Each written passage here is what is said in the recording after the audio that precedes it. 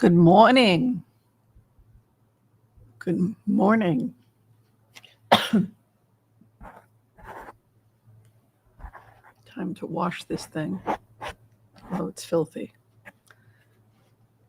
Hello, everyone. Blessings to you all. Hello. Oops. Gotta mute this.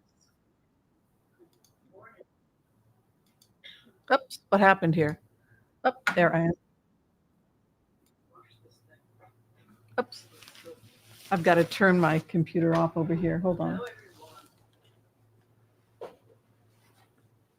Blessings to you all. Hello. Too many computers. Too many computers. Let us gather, children. Come gather round, children, wherever you roam.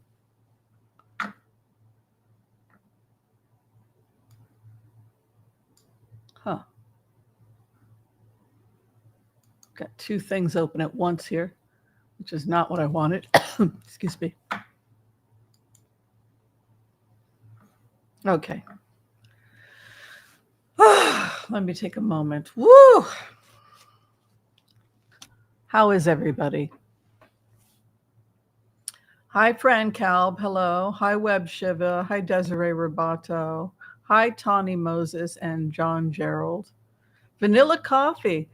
Welcome to our Sunday brunch that I host every Sunday at 11 a.m. Pacific Standard Time. If you're in Europe, this is more a happy hour, so feel free to break open an English ale or a scotch or whatever makes you happy. I don't care. A nice glass of French Chablis or something very nice with some cheese. That would be ooh la la. Yes. It's 9 to 10 hour difference, right? So they're in the middle of their dinner, right? Everybody over in Europe, hello Europe, that's having their, I guess they're having their brunches or they're having their dinners. And for the Australia crowd, they get up really early to have brunch with us. Some of you over in Australia, hi, good morning. What is it, like 5 in the morning when you guys get together with us?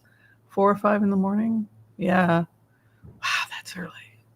I guess you have your first sleep if you're down under, right? They're down under. You have your first sleep, and then you wake up and watch a little YouTube, and then go back to sleep. I do that. How is everybody doing? Everybody good? Be sure and tell us where you're coming from, what you're eating, what you're drinking. And please share your table with ours. You're going to just take your table.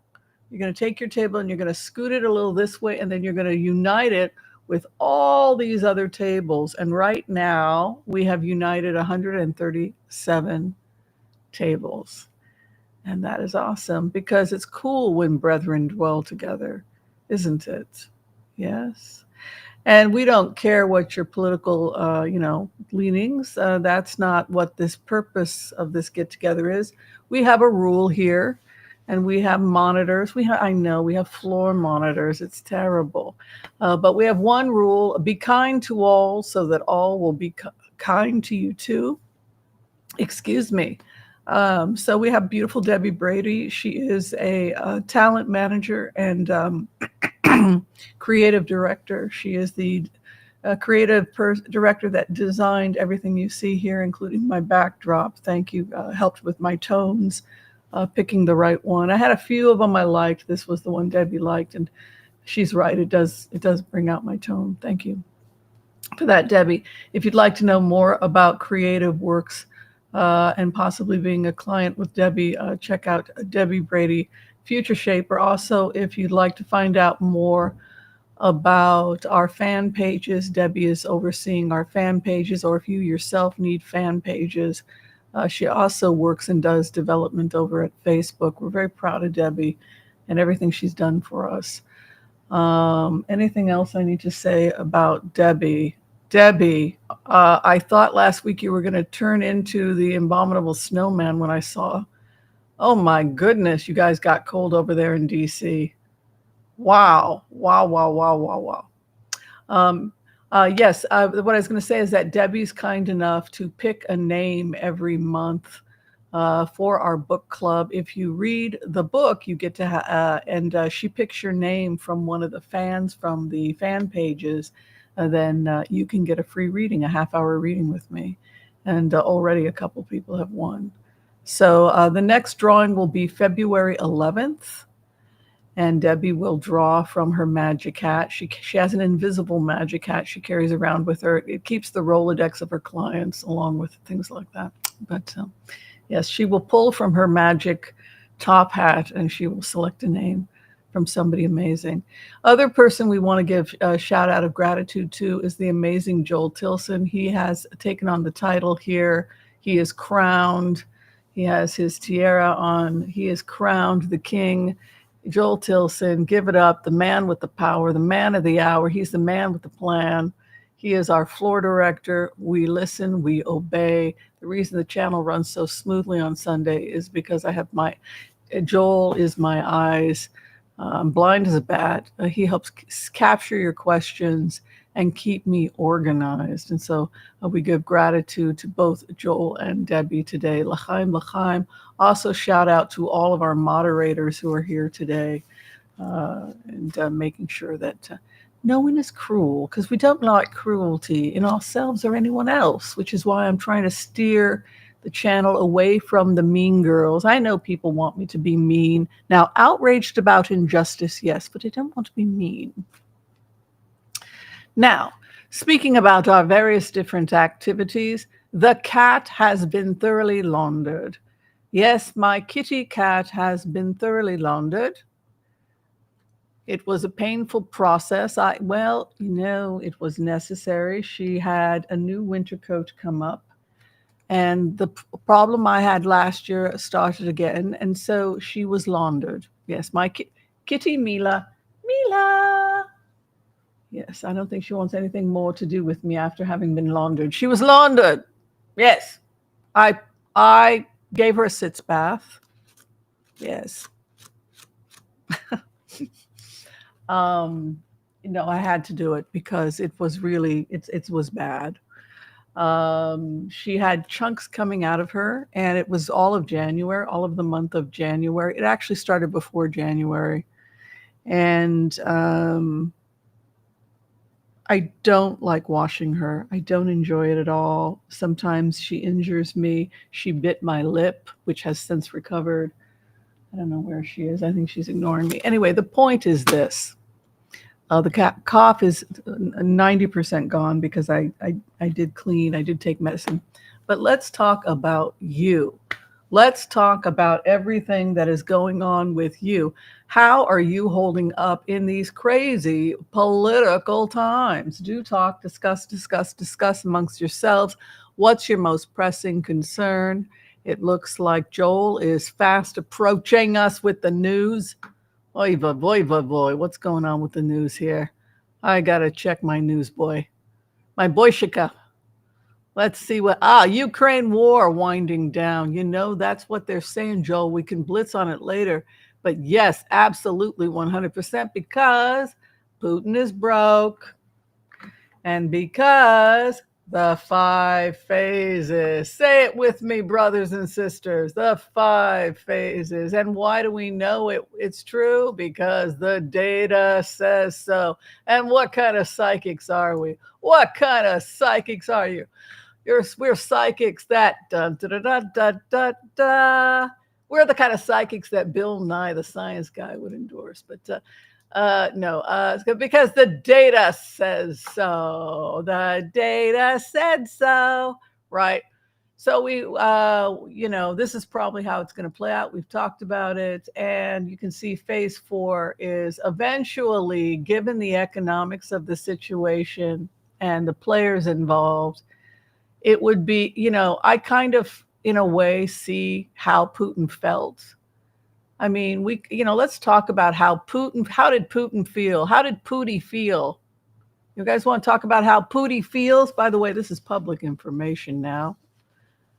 So we can talk about it. We don't have to hide. We don't have to hide in the shadows with our remote views.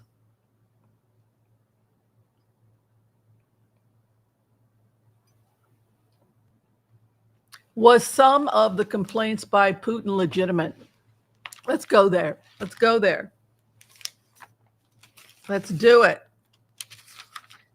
Is the United States a horrible country that's starving Cuban children so they can't get bread? Discuss. Are embargoes cruel? Who ultimately suffers? The children? Why were people in trouble in Cuba and Haiti? Embargoes. Who suffered? The children? Do they have a point? That he was being boxed in? That he could not get his trade out? That his people built Odessa? That this has been part of Russia for a long time, and the only reason that you're helping Ukraine is so that you can get the grain and the oil for yourselves, instead of to the rightful owners. How would you like it if we took Texas? How would that make you feel? Huh? How would you like it if we did this to you? We put our troops, we started arming a Texas rebellion, and then stole NASA. Would you like that? And all that cattle. How would it make you feel, huh? How would you like it if we took Alaska?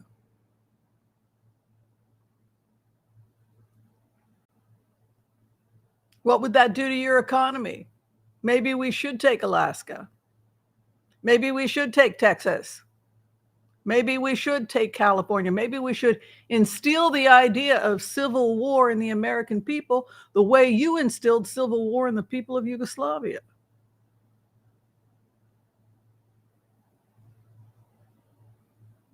Right? Blaming the CIA for creating civil unrest in other countries because we want a piece of the pie, or because we don't want to compete with foreign business. So we topple the governments. In the middle of the crazy arguments of Putin, is there some sanity there? Has America done Russia wrong when it came to the fall of Russia? You know, if you're talking about Gorbachev, did we renege on our promises? What did we collectively do to the GDP of Russia?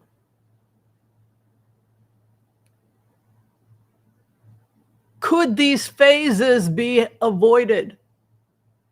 Discuss. I make you work at this channel. This is where we come to think, to have our coffee, to have our tea. This is an intellectual salon in keeping with the Victorian tradition of people from a place of respect. It's always been that. This is not CNN. We don't box. We are ladies and gentlemen, and we carry ourselves appropriately. We sip our tea, we sip our drinks, and we respectfully disagree. But we never attack. Come on, this is the way that people used to have discourse. So let's discuss it. Does he have a point? Because there are people in the Republican Party that think he's got a point. Should American money be spent the way it's being spent? Discuss, discuss, discuss, discuss, discuss.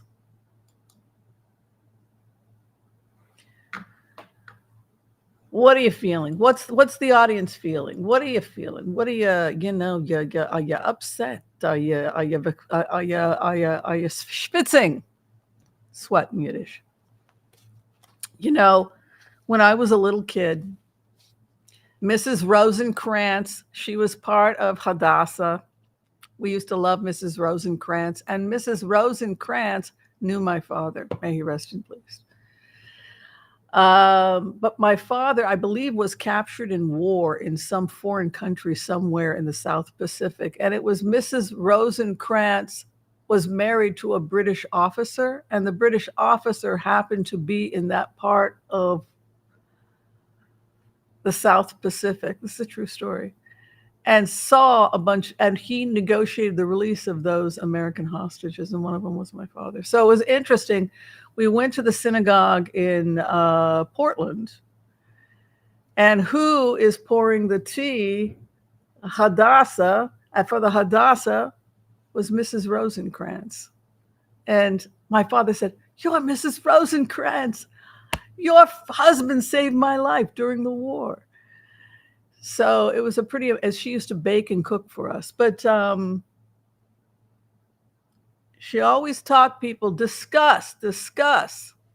You know, she would serve the tea, and then you had a beautiful salon. Nobody was rude to each other. We should be inspired by Mrs. Rosencrantz, right? That we have to be nice to each other, right? And just let people have their say in a respectful place. So hopefully we do that here. But what do you think? What do you think? Yes, and she would teach me how to pour the coffee and the tea in the salon, what we would call the Oneg Shabbat. After the services, we would have polite conversations, and it would be hosted by somebody in the community, and Hadassah. It was very nice. The sisterhood would do it. And it taught us how to have polite discourse, and to share, and to be nice, and to be. It's also taught me my Yiddish. Well, it's amazing how fast children will learn a foreign language, but most of my Yiddish I learned just by serving tea on Fridays with the sisters.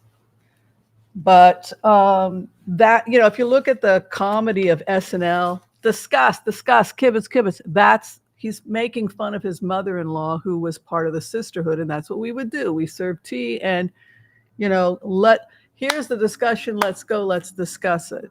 You know, we don't have to be mean to each other, but we should talk about it. And the idea that we're able to hear each other's voice and talk about it, that's what's so great about it. Okay, John Tilson, he wants to talk about tariffs. We're going to be talking about tariffs today. We'll do the Empath prayer. We'll do a collective. We're going to talk about tariffs. I don't know about it, tariffs. I'm concerned. Maybe he's trying to get a good deal with the tariffs. You know, he's saying Putin is a psychopath and a theft, could be, and a lot of evidence suggesting a drug addict. I have given a profile on him. I have been asked to do profiles on him more than once. And I think that he shows the characteristics of a psychopath. Yeah, but he also shows the characteristics of a drug addict. Tariffs are a distraction for him. Maybe we could talk about that, or he's trying to get a better deal. You know, Mark Rhodes is here, good friend of mine, also a really great publicist if you need one. Hi, Mark. Good to see you. He's out of the San Francisco area. If you need a publicist, contact Mark Rhodes. He's done a little help for us over here. We're very grateful. Hello, love, darling. How are you? Federal judge wants to stop Trump. Discuss. What do you think, people? You think it's going to happen? Do you think we can stop this man?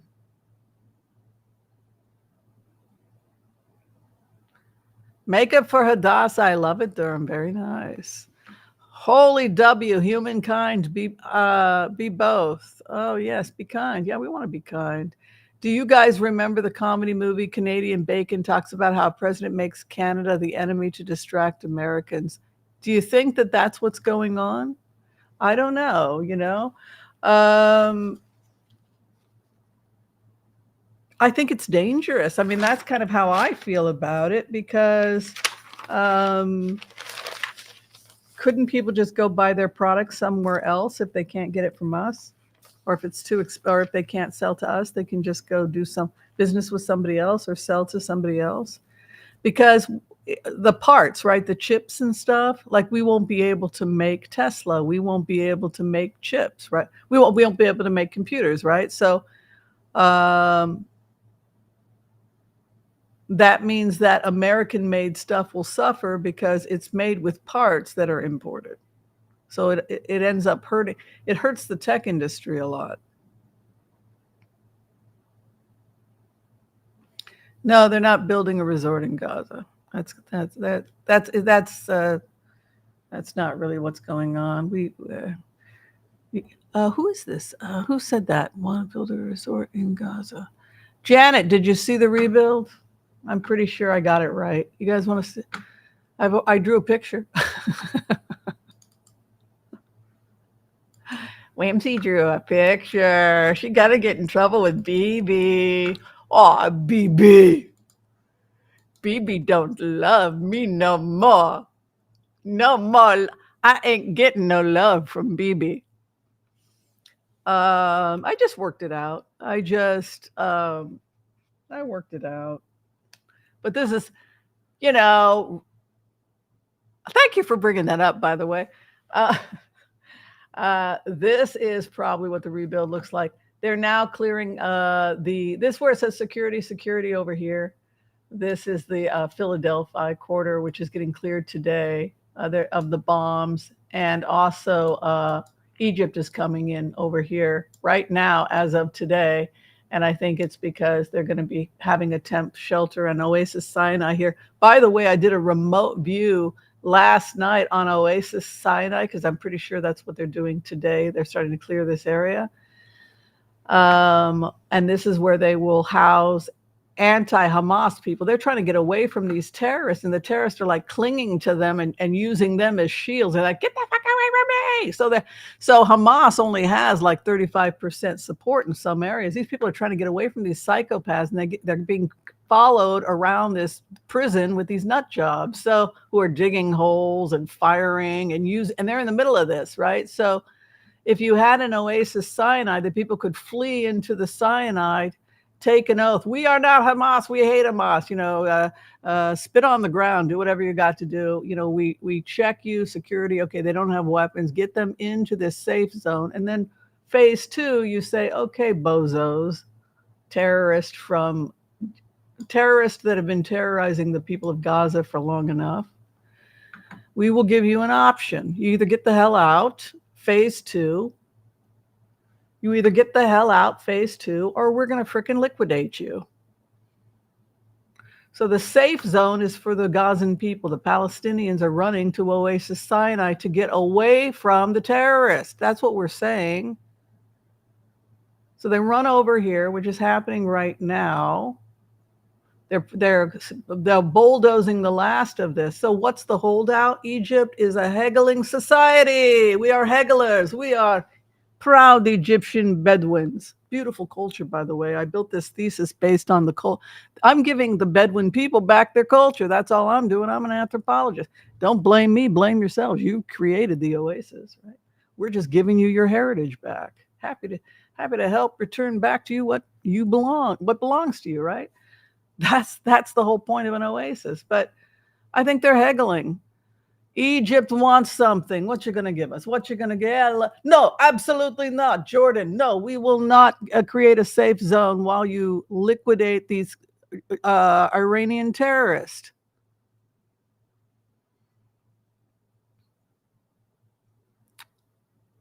Well, let's haggle. What if I increase your aid to Egypt? No.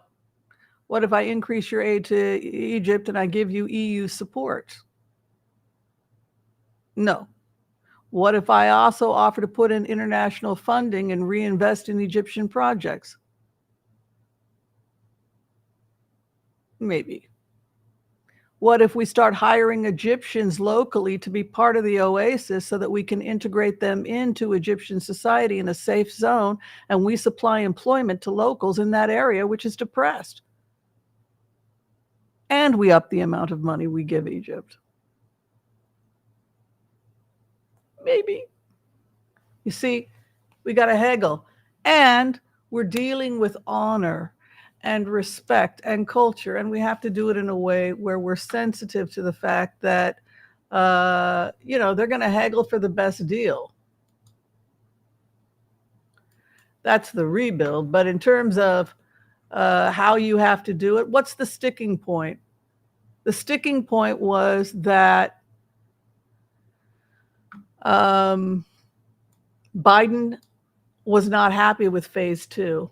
Exchange hostages and send Hamas to host country. This is where we're headed, folks. We already got to ceasefire. We've already gotten something like, what was it, 8, 10, 12 hostages back. We've got like 50 more to go, 40, 50 more to go. We're headed to phase 2, and it's extremely dangerous. It's extremely dangerous because phase 2 is when we say, look, the civilians have made it to Sinai. You're safe. You're on the other side of this. Those of you who are Hamas, Islamic Jihad, you can't stay. You murdered a baby. You raped children. We cannot rebuild with you here. Now, we will do more for you than the United States did in World War II. We're not going to drop a bomb like they did on Hiroshima and Nagasaki on a civilian population. We're not going to do that. We're going to get you to Sinai temporarily. And then I strongly suggest that Hamas take this deal. We're going to do even better than the United States. We're not only going to try and get civilians out of the area, but we're going to give you a choice whether or not you want to live or die.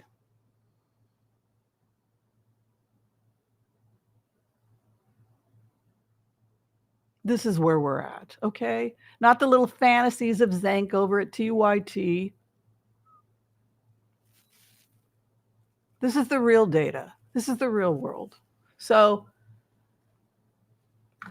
this is what Biden had a problem with, because this is not going to end well. This is not going to end well. This is not going to end well, because when you're dealing with crazy people who are that fanatical, that are willing to do anything and everything in order to win, it's going to be bloody. And there are people that just can't do that. They can't make that choice. They can't. The type of brutality that may be needed is a brutality that I think Democrats would have had. We would have not necessarily been able to carry out this phase of the war. And if we had how long would World War II?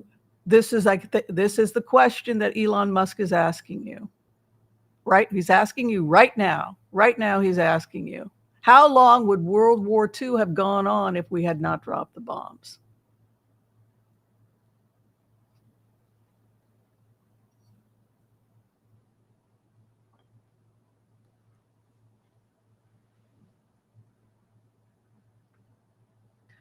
How long would the war? Somebody is going to have to drop the bomb.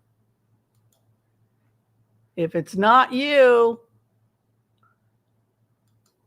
then who is it? That's what they're saying to us. So then the question becomes, how much?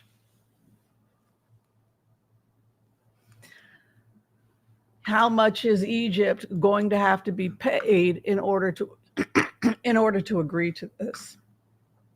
Right? Anybody want to talk about it?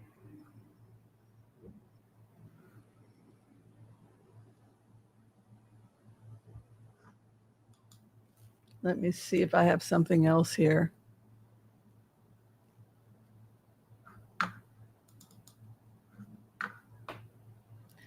People are mad. They're mad about Oasis One. They're mad that we went to billionaires to fund this thing. We cannot be the enemy of the good. It's happening right now. Because we're perfect. We want it to be perfect. We don't want people to suffer. Here's that. You saw my map. This is the actual map. You see where the bombings are happening?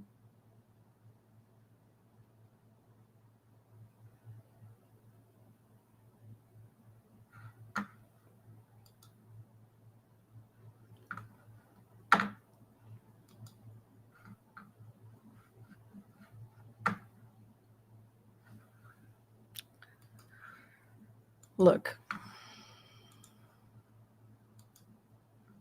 You see onto the left?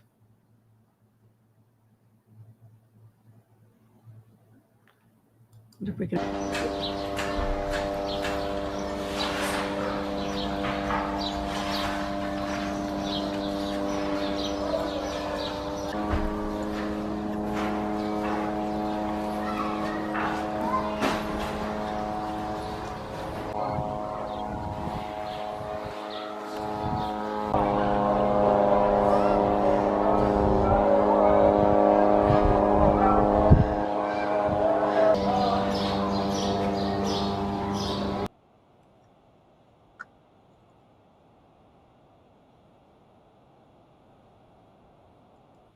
The thing that we could not do. That's what this is about. That is the holdup between us and them, between the brutality of somebody like Musk, Bezos, Zuckerberg. They don't agree with us. These people, you look at, they're war buffs. They're war buffs. World of War. And they got together and they made a decision. And that decision was incinerate them. And that meant they had to split with the Democrats. They basically said it publicly, like RFK Jr. said it publicly, Zuckerberg. It's not that they wanted to accept phase 2. Sometimes you have to drop the bomb. And so they split with Biden over this issue. And that's what happened. And we can talk about it.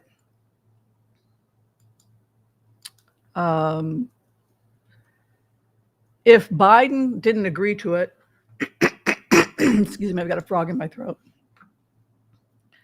If Biden didn't agree to it, would Harris have agreed to it?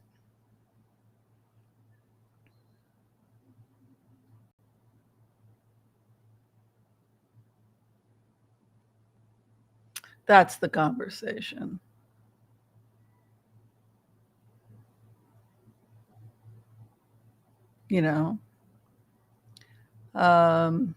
Let's see here.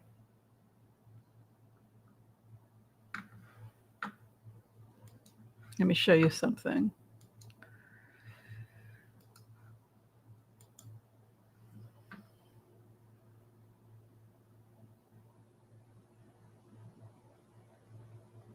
We're haggling. This is a Middle Eastern culture. No does not mean no. It means give me a better offer.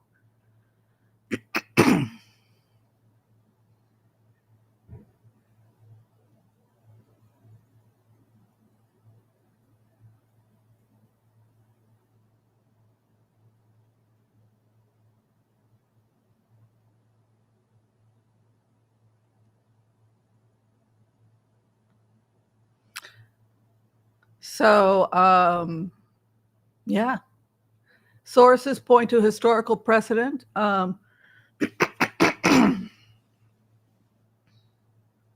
Let's see. A confidential document obtained by Israeli Hayom reveals that the Ministry of Intelligence prepared an analysis in the second week of the war, concluding that voluntary humanitarian evacuation of civilian population from Gaza to other countries worldwide represents the option that will yield positive long-term strategic results for Israel, in plain words, least amount of deaths. The ministry advocates this approach over alternatives such as installing Palestinian Authority governance in Gaza or fostering local Arab leadership. Drafted before Israel's ground operation in Gaza, the recommendation to facilitate population evacuation was initially aimed at minimizing, I want to go on record because I'm one of the people that sent in this recommendation, civilian casualties. Sorry, this frog is in my throat. While the Biden administration expressed reservations about Gazans leaving the Gaza Strip, and Egyptians' firm opposition ultimately led to shelving the idea, Israeli sources now indicate the proposal has gained renewed relevance, particularly given the possibility of resumed combat operations. Plain in words, people blamed Biden for the holdup that we couldn't get to phase 2. And they used that as one of the excuses for why they got behind Trump. Whether it was right or wrong, they didn't think that Harris would let it happen, and so the war would never end, and it would be just endless hell because nobody was willing to drop the bomb and end the damn thing. And so that was basically their argument. Whether you agree with whether we agree with what their argument was, whether they think they were right or wrong, that was the argument that they used. You guys want to talk about it?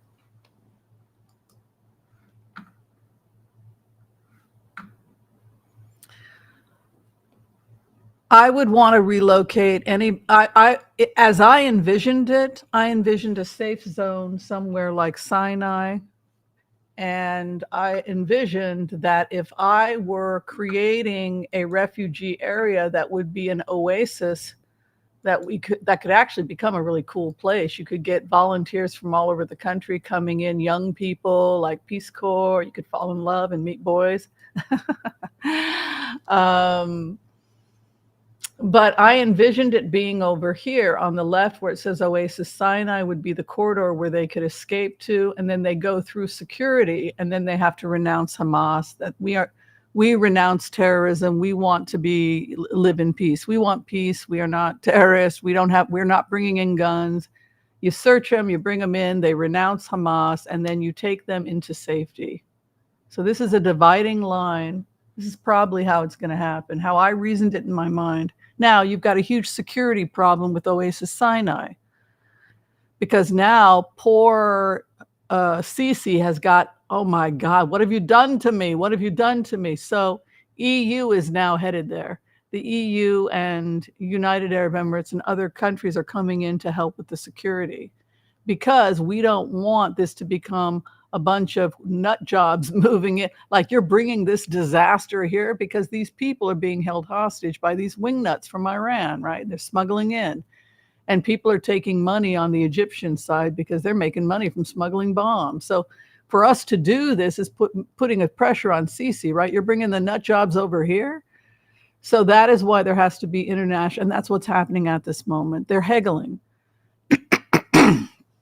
Now you've got a division.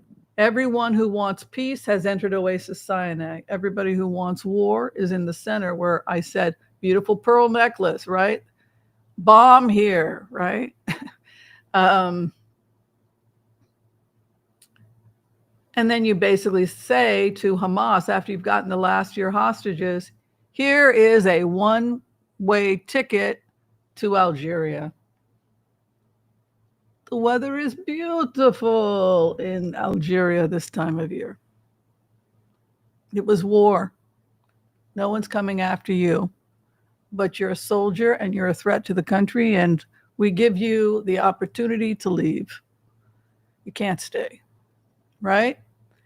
Go live a happy life in Algeria. Maybe in 20 years, when the oasis is up and running, it'll be another time, another period. You can apply to the government of Gaza, which will be run by normal people, normal Palestinians, right, that are not crazy and part of a death cult. The people of Oasis Sinai will build the new Jerusalem in Gaza.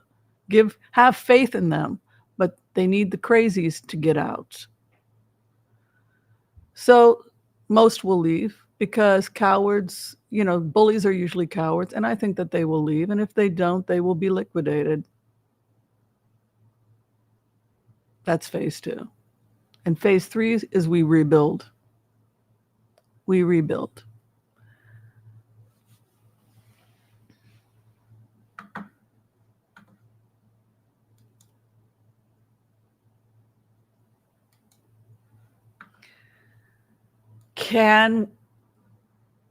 Could we have relied on Harris to have done this?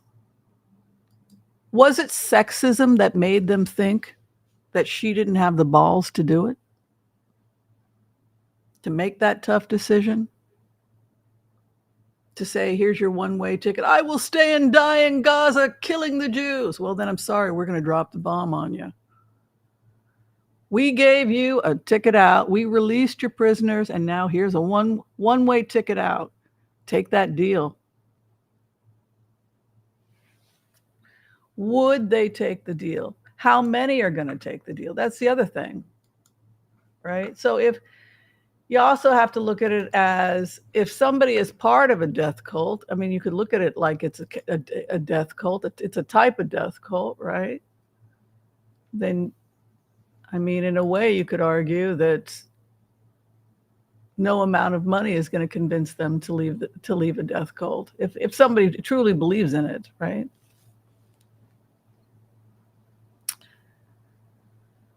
What do you think? Opinions, arguments, sometimes in war, tough decisions are made. People say that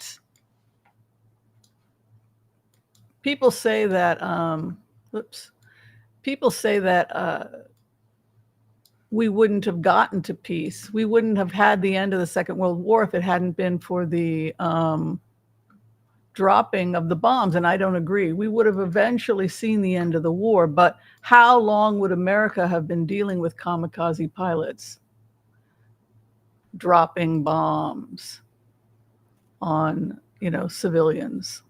Like how long, or bombing US troops, right? There were boats, they were bombing our boats, right? My father was on one of those boats that got hit. So the question is, other than luring them from, if you don't lure, you have to understand the choices that are made. If you don't lure them out, you draw more fighters in. What's human nature? Oh, there's a fight over there. Let's go take a look. Oh, there's another fight. Let's go take a look. And then it never ends. You keep drawing more and more fighters into the battle. The only way you can put an end to this is you must have phase two. You have to give people, or it's going to go on forever, and like it's been going on forever. You pay people to leave.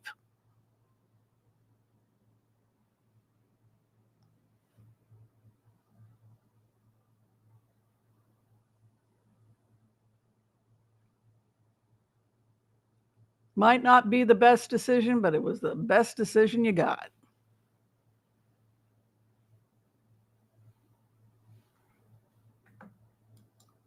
History will tell if we got it right. Those of us that gave our data will be forgotten in history, I hope. But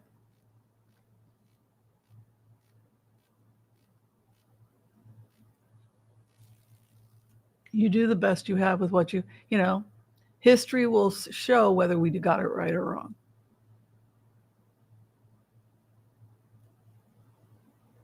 Yeah.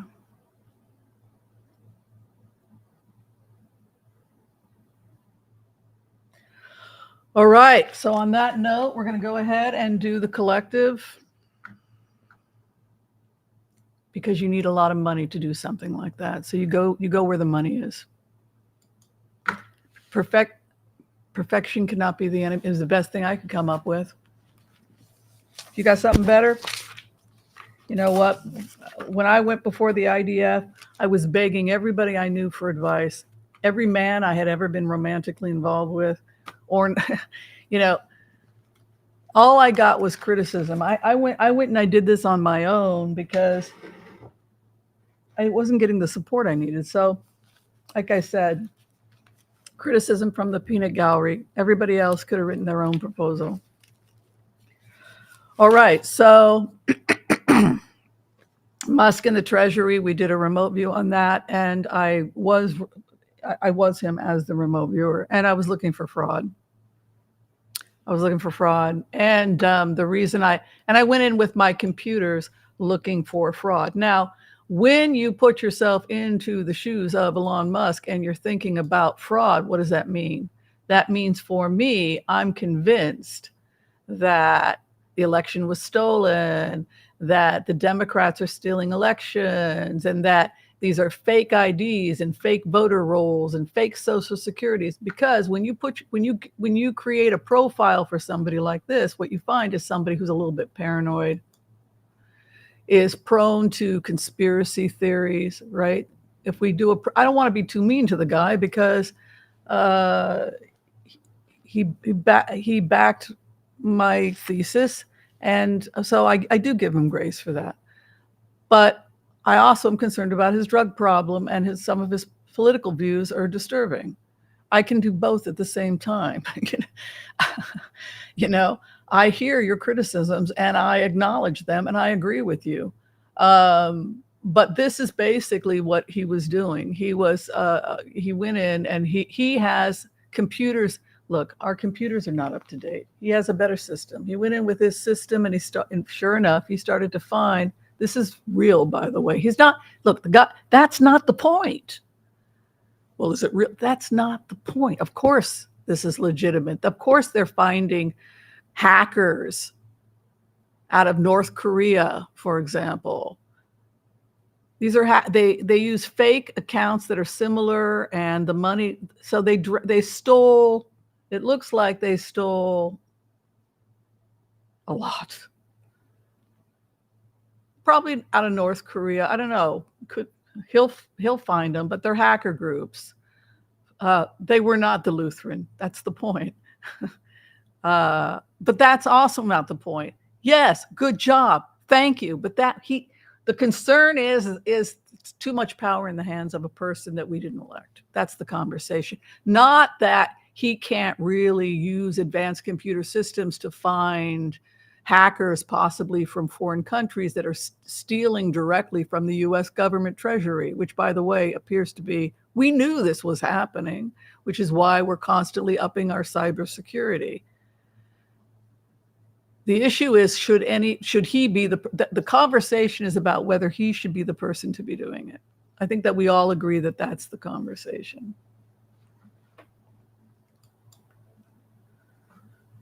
And that paranoia extends, and the other part of that has us concerned is that paranoia extends to his paranoia. When you become him, when you put yourself truly in his shoes, is, I'm going to start looking at voter rolls because I don't think you're real.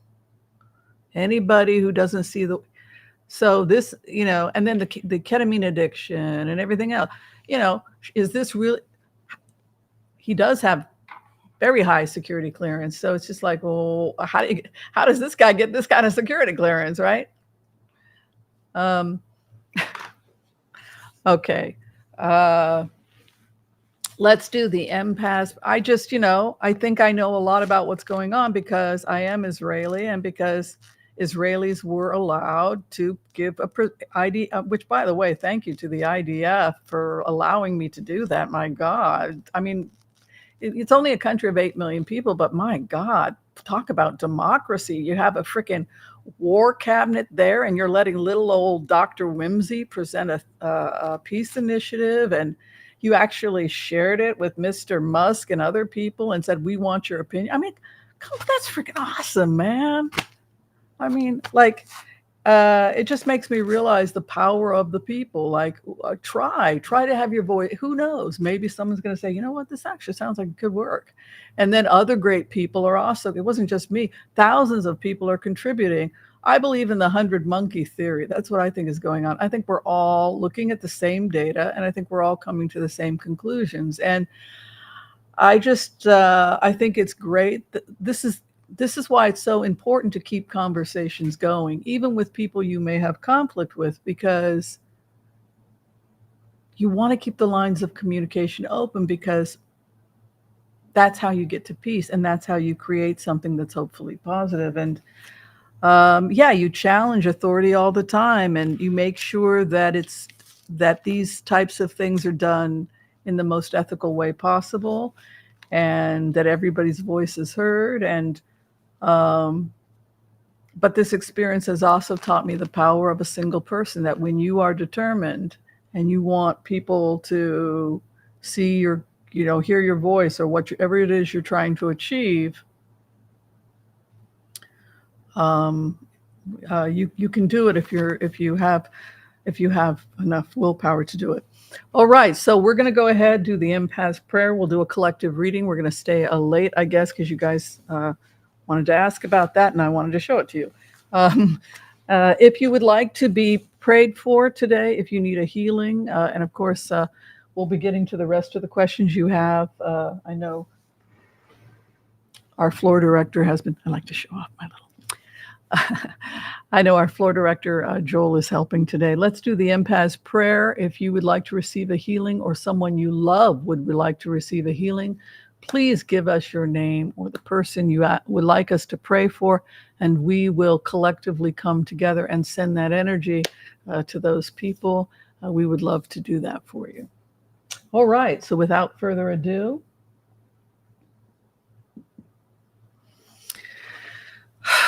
let us gather around. Let's do the empath prayer, and then I'm going to give you a collective reading for the week. And I hope we can all come together, recognizing that most of us are good people, and we're trying to make life better for everybody. Okay.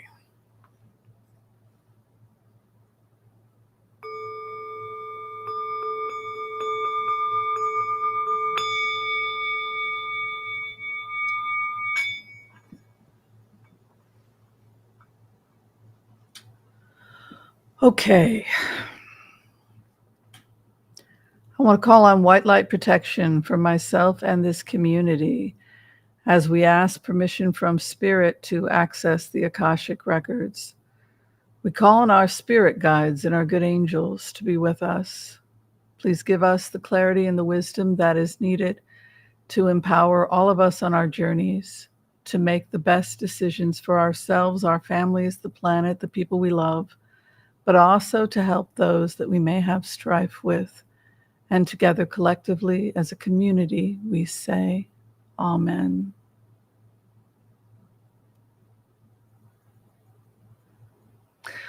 All right, with love in our hearts, we want to send peace, love, and healing, and ask permission from Spirit to send love, healing, and peace energy to those who need it.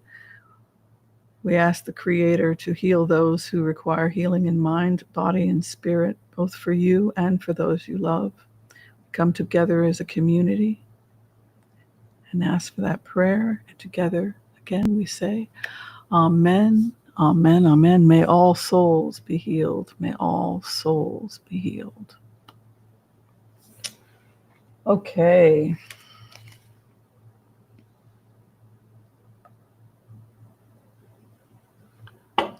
Good prayers. Good prayers, putting out good vibes. All right, here is your reading for the week. This is a smorgasbord of collective consciousness. If it doesn't apply to you, this is our Sunday brunch, our Sunday lunch after church. If you don't like collard greens, just pass them down, even if it is cooked with turkey neck.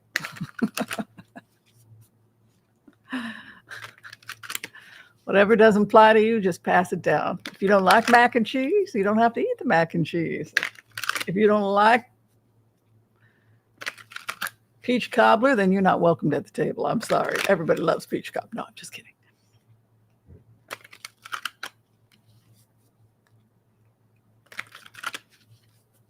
All right. You're reading.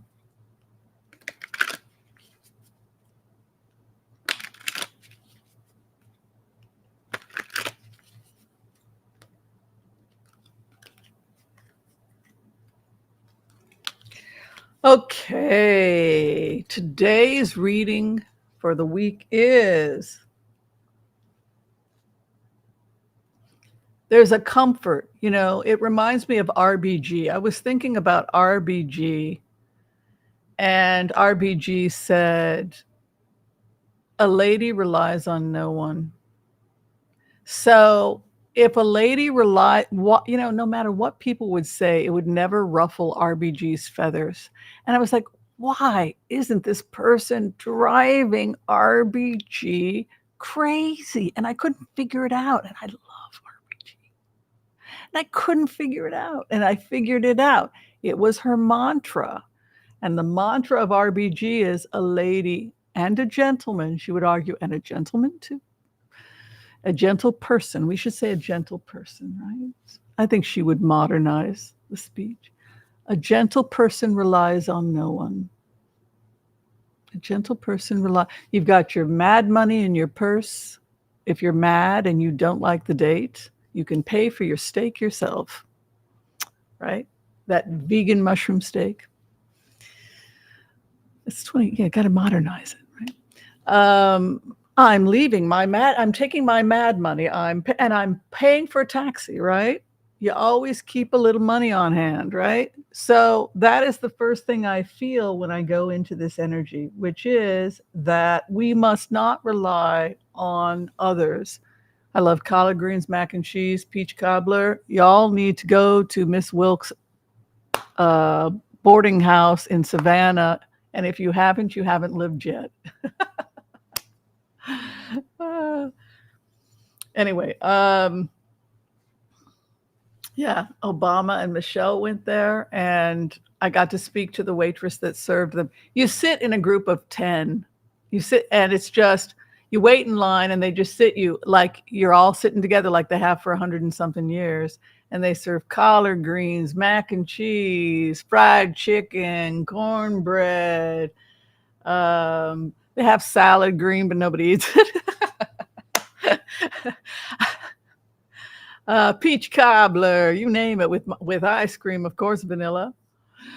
But you sit down and then they just put it there. Biscuits, of course. Southern biscuits with melted cheese is the best, right? But I said, what they say.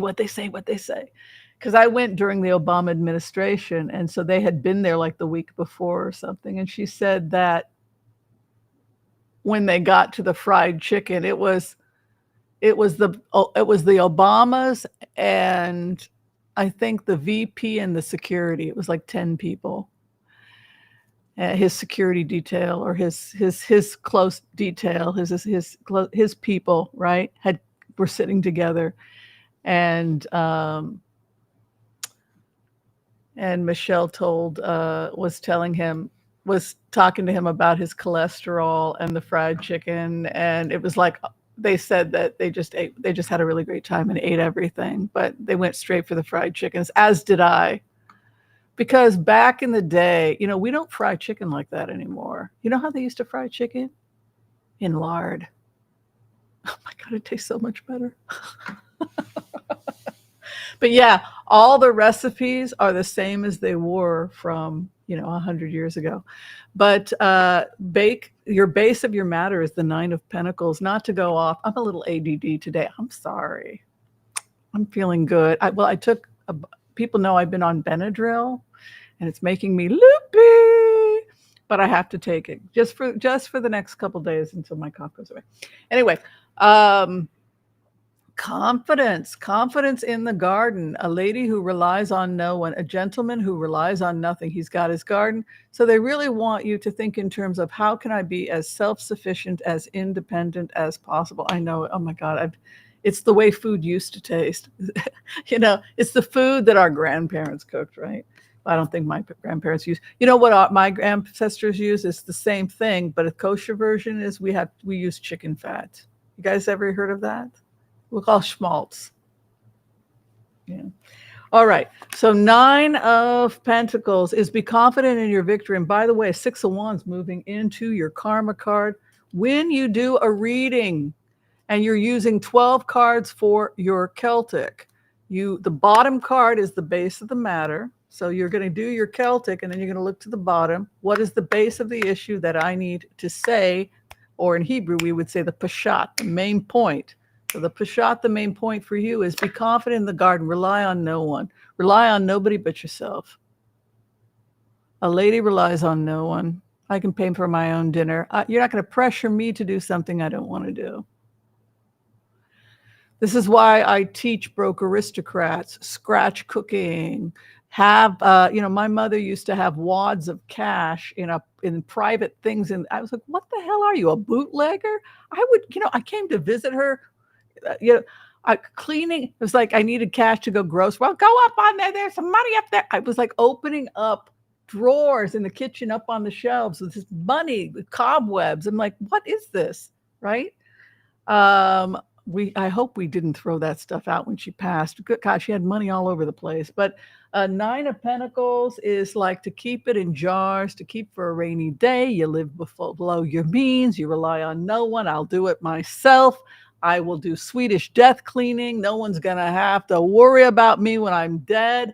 I took care of the will. My nephew gets this. I am a independent. You don't have to do crap for me, right? So Nine of Pentacles. You are underestimating your own power, your own potential. You don't need nobody. You're going to be fine regardless of who the president is.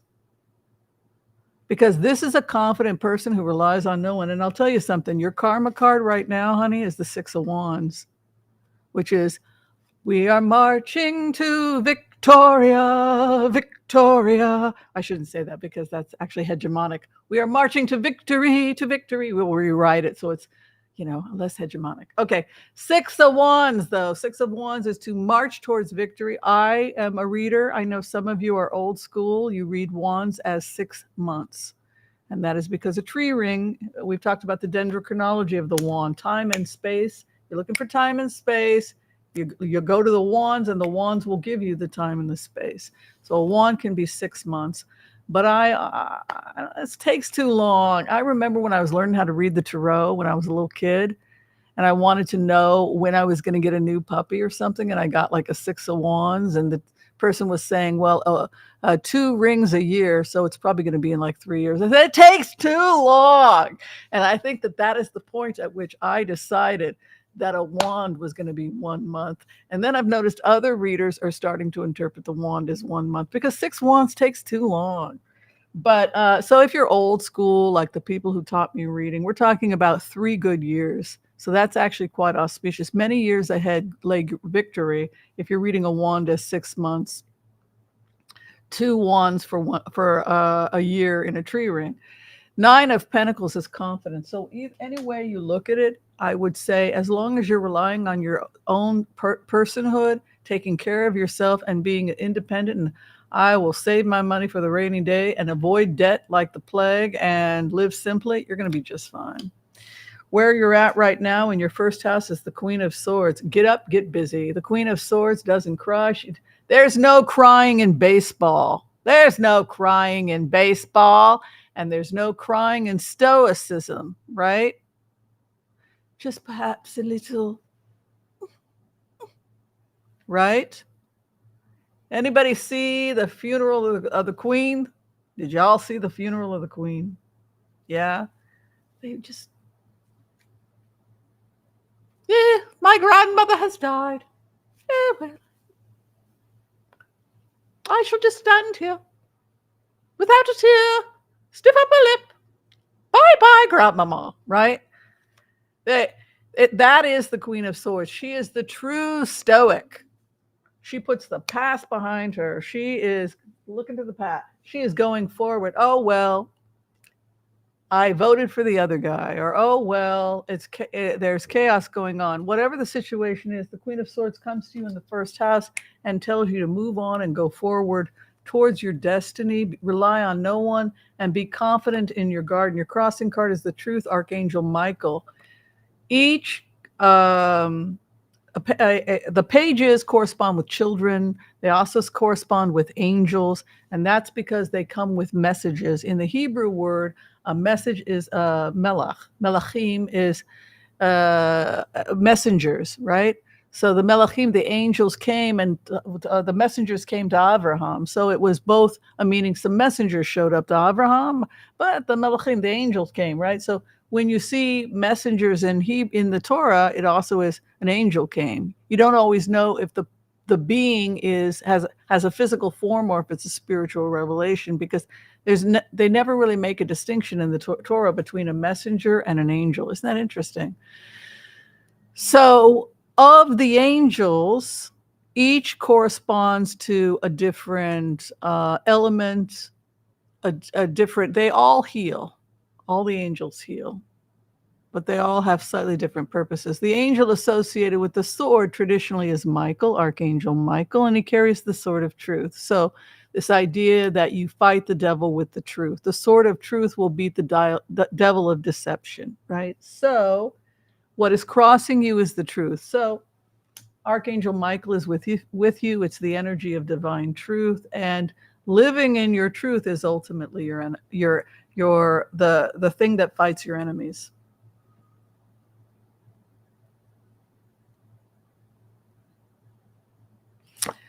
All right, so what is above you? Four of Wands. A new beginning lay ahead for many of you. New horizons. Four of Wands is coming to you in your fourth house. You're building something new for your life. What you're sitting in is a desire to make a difference. Your legacy. I talk to people a lot about this. It's important for us to think about our legacy, which is to sit in the Six of Pentacles, a desire. What can I leave behind that can make a difference? Like me with Broke Aristocrats and trying to help people live healthy lives, even if healthy, happy, long lives, even if you don't have a lot of money. Mahatma Gandhi didn't have any money, right? He lived on brown rice and lentils, right? It didn't matter because he was out to get mastery, and mastery is far greater than anything else, right? So what we come out of is Ace of Pentacles. There's what's happening here? What have I done here? What we're coming out of, oh yeah, this is my base. I was getting really confused there. Yeah, what we're coming out of is Ace of Pentacles. And can you guys see it? Hold on, let me make sure you guys are seeing your reading. And what we're going into is war. Phase 2. Phase 2. Clearing out Gaza, and also escalating things in Ukraine, because if you look at phases 2, 3, 4, 5, it's war is inevitable, right? We have to take out Hamas. We have no choice, otherwise they're going to continue to kill people, right? We have to take who built Hamas? Iran, right? So we're taking out the proxy armies. Who comes next? One proxy army. We go stronger. So you're taking out Hamas, you're taking out Hezbollah, then you're taking out Russia, then you're taking out Iran. So it's a war king. So we will see war. We're entering into war. And also Four of Wands is an April card. So I'm seeing huge escalations between now and April. Go back to the garden.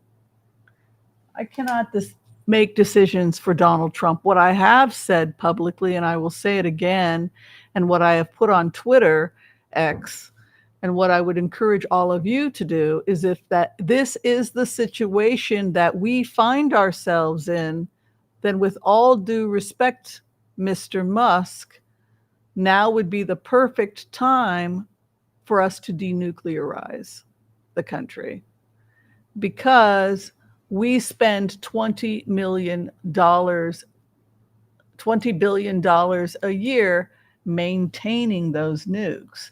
And wouldn't it be a great savings if we could just get rid of them? You know? So one way that, if we can't fight them, maybe we can come together as if they're going towards populist politics. I mean, if that's what they're into, right? Yeah, we're going to be the populist. We're going to be the populist argument. Okay, great. Well, since you're going to be the populist argument, I've got a populist argument for you. The fact that most Americans want us to denuke, and they've wanted us to denuke since the 1980s. And if your argument, with all due respect, is that you're trying to save money, then why don't, and instead of trying to piss off the liberals, why don't you do something that's really pretty cool? Why don't you reach across the aisle and say, you know what? The way we fight war today is a lot different than the way we used to fight war. Why don't we try something different? That's what I'm saying. So let's see what we've got going on here. We can all post something like this. We can all post something like this. We can all be mean, and we can all be mean girls. That's easy. God knows I'm the meanest of all of them, right? I know how to be a mean girl. Or we can start coming together collectively and talking about what's really costing us so much money. And we can start looking at the Pentagon, right? Okay, here's a great way that we can start to cut cost. Let's start looking at the fact that we are maintaining weapons that are really old. And not only are they really old, but we haven't used them since 1945. So these are things to think about. All right, so we do have that war energy coming in. It's a new beginning for you. It's an exciting time for you. What's going on globally? I see war and fighting. I see for you a new beginning. I think you're going to be victorious in your life. I think that you are going to leave a legacy that you can be proud of, but you must put the past behind you and you must get busy. That Queen of Swords sits in your first house. This is the time of the Stoics. Where you're at right now, reach across the aisle. 2 of Cups. Think about the projects rather than the politics. The projects rather than the politics. 2 of Cups coming together, and the asp entwined is a sign of health and healing. Our opposition at this time refuses to listen, so we've got to break that. We've got to start getting, it's very dangerous. If you want to talk about a security risk, it's when people stop talking. That's when... You ever seen hostage negotiation talks? You want to keep the conversations happening, right? Our opposition doesn't want to hear anything we have to say. That is why it's not good. We need to start getting dialogue happening. Hopes and fears, the man. We fear the man with the money, the man with the power, and rightly so, which is why we need to be as self-sufficient as possible. We fear the man with the money, the man that has all the power and is centralizing even more power. And the final outcome for us, we emerge as the man, the emperor. You are the man. I am the man. You have a brain. I have a brain. We are logical. We are rational. Be the king of your castle. Be the king of your castle, and then nobody can blow it down. Don't put it up with straw. Don't put it up with wood, put it up with bricks, right? These are the old Aesop's fables. Travel for many of you. Some of you are going to Mexico. I got invited to Mexico on the 15th. I don't know if I can afford it. I paid taxes. It was a nightmare. Opposition, queen. We're seeing war in the Middle East, honey. Hopes and fears, Archangel Raphael is known as the healer, brings the elixir. Take your omega-3s, people. Watch your health. Do not get stressed out about the news, honey. You need to be on a diet with the news. I can tell you that right now. And watch sobriety. Don't take I'm telling you, Benadryl gets me stoned. I'm starting to see why young people experiment with it, because I am loopy. This is for me. Anyway, the point is this, kids. Be confident in your own garden. Rely on no one but yourself. Take care of your own needs. Keep your own house clean. Focus on moving forward. Do not waste times on things that are not constructive. Work on your legacy in the next 6 months to 3 years. Because I know I got old witches here. Got to honor the old timers here. So we'll say 6 months to 3 years time period. You're looking at tremendous growth and progress over your personal achievements. Like for me, I want to play the violin really well. I want to be an amazing violinist in the next, say, 3 years. So This reading also applies to me and my goals. I have 2 books I'm working on writing. One for broke aristocrats, for people who are trying to live on a budget. I've still not completed my teaching manual, which is required, by the way, to teach HCRV, and yet the teacher hasn't completed hers. So, I know. You want to spank me, don't you? I'm so sorry. I know. We're paying for that class. I know. I've heard it. I know. I will. You know what? By the way, speaking of which, class starts Friday. First quarter starts February. What is it? February 7th? Does anybody know? We used to put the schedule up. So if you are in Healers and Empaths, our remote viewing class starts Friday at 6 p.m. I'm not changing the date because 65% of you said Friday at 6 p.m. So I have to stick with that. But we will try to have practice sessions throughout the week. Anyway, that's your reading. I hope it gave you some clarity. Go out, build your dream, rely on no one. You're going to be fine. And the next 6 to 3 months will be very auspicious for you and your goals and your legacy if you do that. Take care of your health and watch addiction. You did have a temperance. Archangel Michael or Raphael came to you over issues of addiction. I've talked to my clients who have told me that I have the best diet ever and I have no addiction. And then I talk to them and I'm thinking, what is their medical problem? They eat so great, they exercise, what's the problem? And then I talk to them for 5 minutes and they're addicted to the news. And the mental health challenge they're having is they can't pull themselves up. And I'm in that category. We've got to, sometimes we have to be on a news diet. And for you, if you're not addicted to a substance, maybe look at daily habits, because temperance is all about watching our daily habits and how they could be having an impact on our health. Like me not wanting to wash my cat, for the month of January. It was cold too. So, but find out what your habits are and how they any addictive nature to your habits. For me also, I love eating crackers and carbs at night. So that became an addiction for me. So just take a look at your daily habits and be aware that it did come up.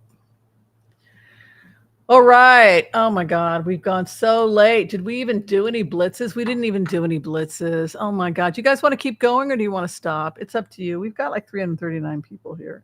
You want to keep going? If people would like to donate to our fundraiser, if you would like to make a donation to the Southern Poverty Law Center in honor of Black History Month, we are raising money for the Southern Poverty Law Center. If any of this is entertaining to you at all, we are raising money for Black History Month. For the month of February, we usually pick donations in honor of Black History Month. So we're doing the Southern Poverty Law Center, and I think we also do a community policing fundraiser also for to end discrimination by the police. That's another fund, which is also part of Southern Poverty Law Center. All right, blitz away. So we'll go late today because we had a lot going on. I don't think an hour is ever enough.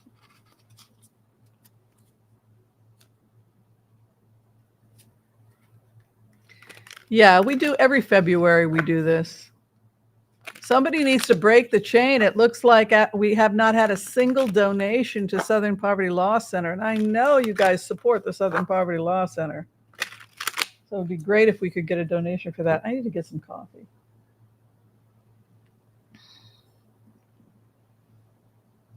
Listerine for an allergy? Really? It works. Stopped my cough. It works. Keep going. Okay, so we'll get to some blitzes now. Spilt all over myself. How did I do that? Oh my gosh. Woo. Sorry, folks. You can't take me anywhere. You can't take me anywhere.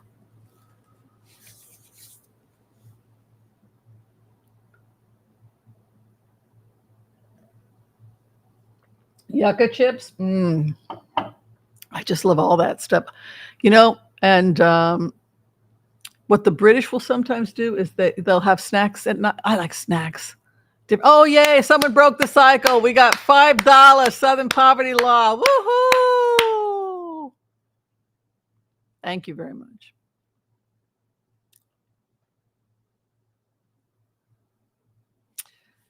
All right. Whoops. Let's do some blitzing. All right. So first question that I'm going to, and then we can work backwards, is Joel Tilson wants to know, is NATO going to take care of Trump? Don't you think they want to keep him around, though, so that they can liquidate Hamas and do that rebuild? And it's going to be like dropping nukes, man. Now they got those bunker busters approved by Trump. Leave or we will do our darndest. Oh, the infrared lights up your nose. Yeah, that's good for killing microbes, but I don't know about allergies. Is it good for allergies too? I don't know. I know that Benadryl works. Wasn't it discovered from belladonna? As was atropine? I don't know. Okay. Ooh, mastery is over NATO. Very good. So NATO wound up actually with a mastery card. So I don't feel like NATO is in trouble, and I don't think that Donald Trump is threatening NATO. Remember October 7th, which was the massacre that took place in Israel when Hamas invaded Israel proper. A lot of people are confused about what happened, but that was engineered by that attack, which was supposed to be much larger and was going to be the attack that took out Israel. That attack was engineered by Putin on his birthday as a pogrom because he was mad at the United States and he was mad at Israel. And so it was a shock to Netanyahu, who thought that he had a good relationship with Putin. He thought he and Putin were buddies. And then he got to see the real Putin, he got to see just how anti-Semitic Putin was, how badly Putin really wanted to kill all the Jews with his buddies Hamas. And all of a sudden, the relationship between Netanyahu and Putin changed overnight in that instant. And I believe that also had an influence on the people that were funding the Republican Party. Right. So the people that thought, well, we're going to do a little deal with Putin and Netanyahu and it's cool. We got a cool little thing going on, me and Putin. Right. That's what they thought. And October 7th was a shock. Well, I guess he wasn't your friend after all. Right. BB. That is the real conversation. So then what happens? What happens is phase 4. Because the biggest threat is Putin, right?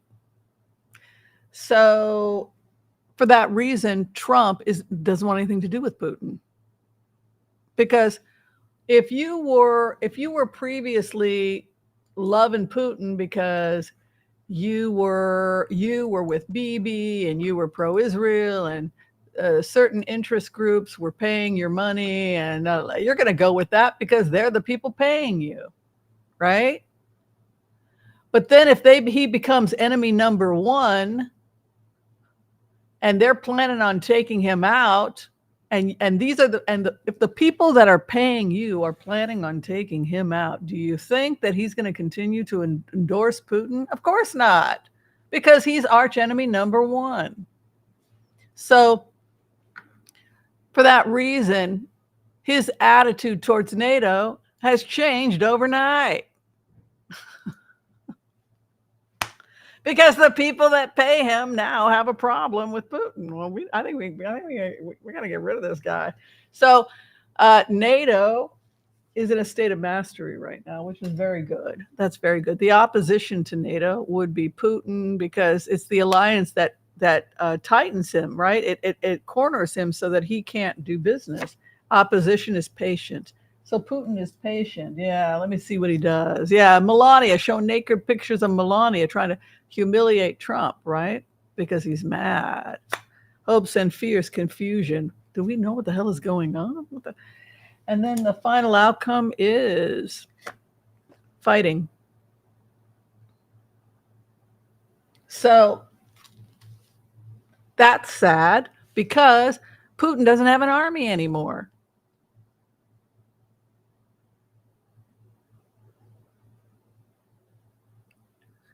I feel like we need to talk about this, Joel, and the rest of the group. I feel like, oh, God.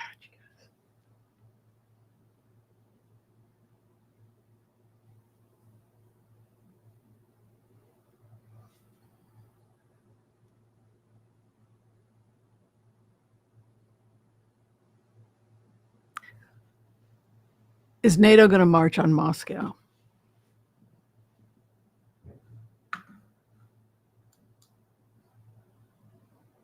That's really the question, right? Is NATO going to march on Moscow?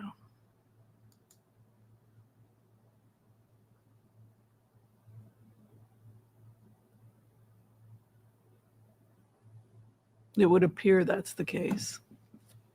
Yeah. Geez, you guys. I guess my question is, because I asked Joel because Joel's been with me for a long time, but do you guys think this could, oh man, you guys.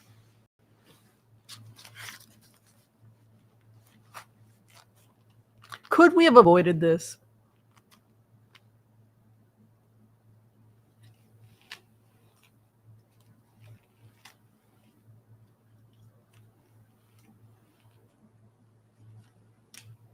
Yeah.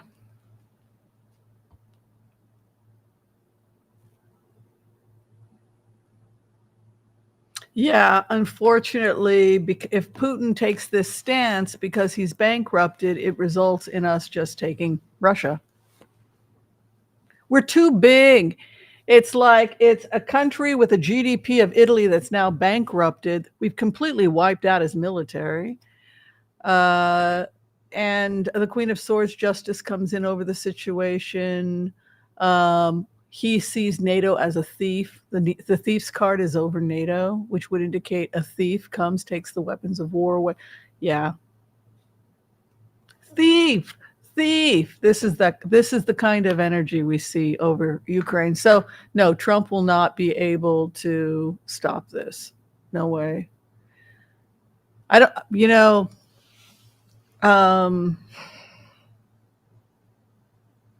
yeah, I don't know. I don't know what else I can say about it. It's thank you to the anonymous person who donated to the Poverty Law Center. Much appreciated.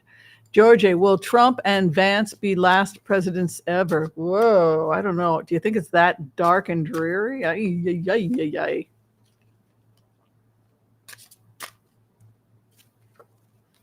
The sun is coming out. The opposition, the job, employment, work, the hopes and fears. Four of Swords. Is it over? Is it dead? The final outcome for the U.S. presidencies, justice will come to the U.S. presidencies. The courts will come in. If worse came to worse and America collapsed and we no longer had a Senate, we no longer had anything, we would always have the living, breathing document known as the Constitution. It's alive. It's a living document. It can be changed. It can be rewritten. To create a more perfect union. And for that reason, if worse, the courts will come in and stop Trump and Vance if necessary. The Constitution is the law of the land.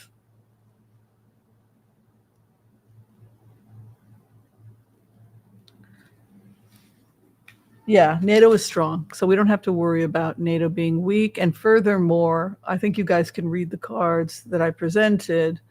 If it continues with this trajectory, they're going to march on Moscow. Please tell Elon to go away. Well, how about we get him to pay for the rebuild? Whimsy, how can you be like this? Because I want peace. Really, I don't want October 7th to ever happen again. Does that make me a bad person? Trump declared illegitimate in the future. Let's take a look. You have to understand how badly we don't want this to happen again. We want the wars to end. So yeah, if we can get people with money to back peace proposals, I don't personally agree with his politics, but that doesn't keep me from opening a conversation about why I think he should fund a rebuild. Of course not. I'm not 4 years old. I can have a conversation with people I don't agree with. I'm an adult. This is a salon. We have conversations with people we don't agree with all the time, but we respect each other, and that's what's important. We talk to each other like a lady. Well, sometimes I'm a lady. Sometimes I'm not a lady. Trump declared illegitimate. The courts. So the courts are challenging Trump right now and his legitimacy. There are people trying to reach across. I don't agree with you about anything, but let's see if we can't denuke, and ERA. Hey, I'm a liberal progressive. Why don't I get into? You said that you wanted to be part of the populist movement. Great. Well, I was part of the populist movement since the 80s. Let's denuke.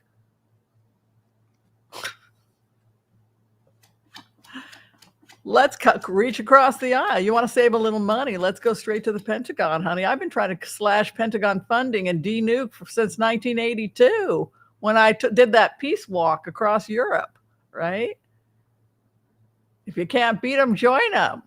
Let's all be an ERA. Let's get the ERA in there. Lovers, learn how to schmooze, learn how to flirt. You don't have to love them, but it's important that we get these progressive policies. If they truly want to save money, we should be pushing these policies. Hopes and fears, the women's power. Yes, we fear this presidency is neutering us, right? We're being neutered. Spayed. We're being spayed. That's the proper. I apologize. I know some of you are huge dog lovers. Dr. Wibbs. Spade, girl. I apologize. Hopes and fears, poverty. The nation is afraid of poverty. Or the final outcome is poverty. Oh, dear. Hopes and fears is the women. Poverty, but it's also getting back to the church. We cannot rely on bad people who don't care about us to do the right thing. We cannot rely on people who don't care about us to do the right thing. We must rely only on ourselves. Frugality is coming to frugality in the courts. Frugality and the courts, betrayal of, we will see many people feel betrayed by this administration. Victory, hopes and fears, the victory. And then the final outcome over the poverty is we will get our wish. Some of the slashing is good. That's what I'm saying. It's black and white. It's not black and white. Yes, of course, we want you to find cybersecurity problems and people stealing my hard-earned money. I'm a taxpayer. You're missing the point. We don't like how you frickin' Shanghaied our political process to do it. That's the point. That's not how democracy works.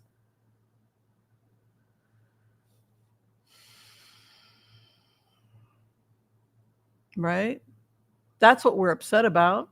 Of course we want auditing. Of course we're happy that they found the money with, it's the issue of democracy and about protecting our democracy. Not, this is what gaslighting is. But look what I did. I just found $24 million in fraud, or 100 million, or however, I think it was actually more. It was like 100 and something million. Yeah, after the fact. And that's not the point.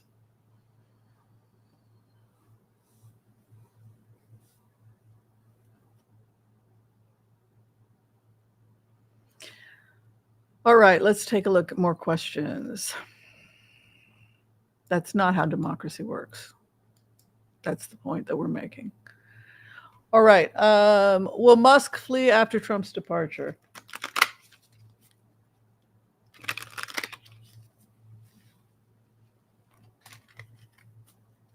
Well, I mean, I just want to look at Elon in terms of, will he be prosecuted? Because what I think is, I think Trump's going to pardon him, give him a full blanket pardon, because he's in trouble with the feds. So they're just going to drop all the cases. He's under fraud investigation for multiple types of fraud, lying about the safety and efficacy of self-driving cars. There's a lot going on over there. Also, he's in trouble for who paid for him to buy Twitter. Who really owns Twitter? There's a lot going on. So what's the next most logical thing that's going to happen? He's going to get a blanket pardon from Trump. Clearly, right? All you have to do is give the king a bunch of money, and then you get a blanket pardon. Where Elon is at right now, the sword of truth is right over him. He's waving the truth. I got the truth. I got the documents. Look what I did. Look what my computers did. The opposition to him is fighting. They hate him. Seven of Wands. We want to beat you with the stick, right? We are defending our land. Get out of our country, right? Seven of Wands. Also water defender. So we are to get away from us, but pay for the rebuild first. Oh, I'm kidding, sort of. Hopes and fears, the family legacy. We are afraid that they are taking our legacy, taking our democracy. And the final outcome for him is the wheel of fortune falls on him. So he will reap what he sows. Lovers, he will attempt to reach across the aisle. He's going to use the nuke. He's going to use denuclearizing to bring in the progressives. Because I think he secretly watches this channel. If I am right, give him 2 to 3 weeks to start talking about denuking. If I'm right. Let's see. Let's see if he watches this channel. I think he does.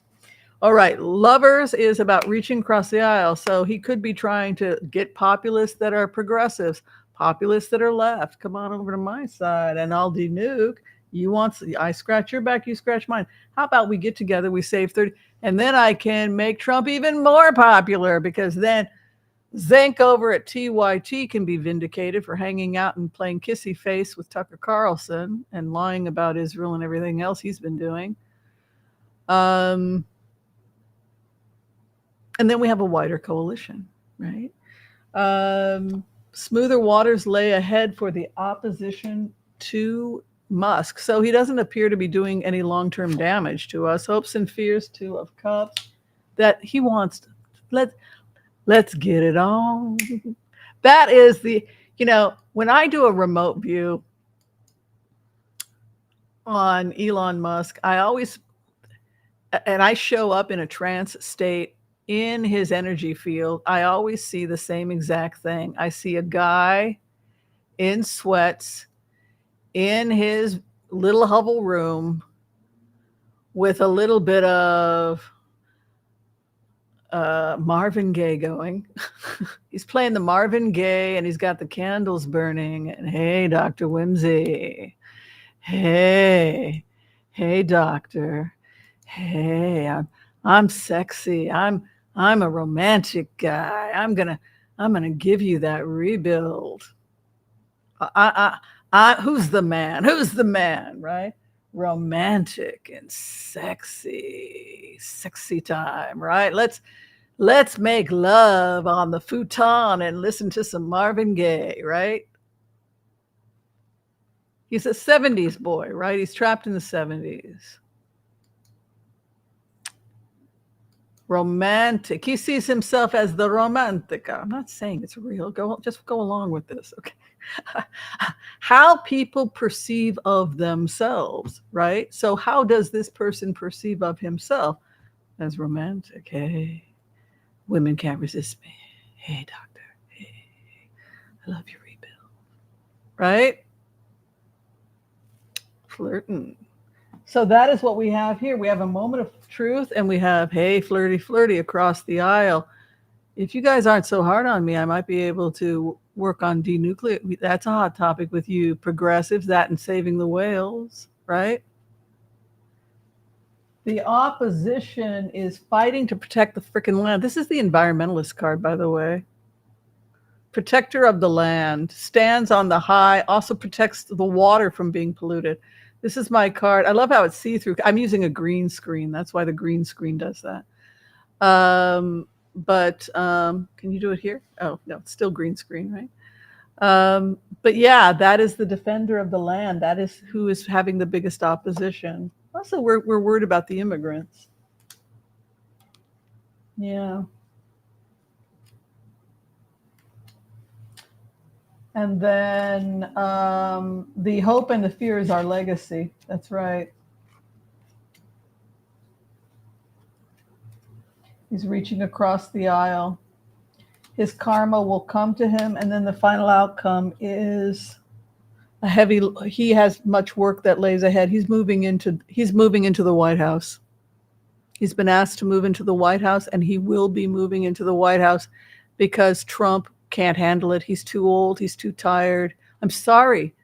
I know some of you voted for Trump. I don't mean disrespect. That's not where I'm coming from. I just feel energetically. Look, I tried to take a community college course a couple of months ago at 61. I was tired. I was exhausted. I was stressed out about things. It wasn't the same as when I was 21. He has asked Elon Musk to move in, and that's what's going to happen probably, because 10 of wands, he's moving to the house. Okay, I'll fix it. The computers, and they're yelling at me. I'm coming. So he has gotten himself in a situation that, yes, Donald Trump is very, very dependent on him. If he really wants to make nice, though, he should go across the aisle to the progressives, what I would say to him with these cards, and start working on issues that are important to us, like denuclearizing, ERA, and environmental protections. And if they do that, they can create a broader coalition. I still don't see Trump staying, but if he's concerned about saving his brand and he wants to broaden his coalition, I'm going to go ahead and say that this is the direction they're headed in. You guys want to talk about it?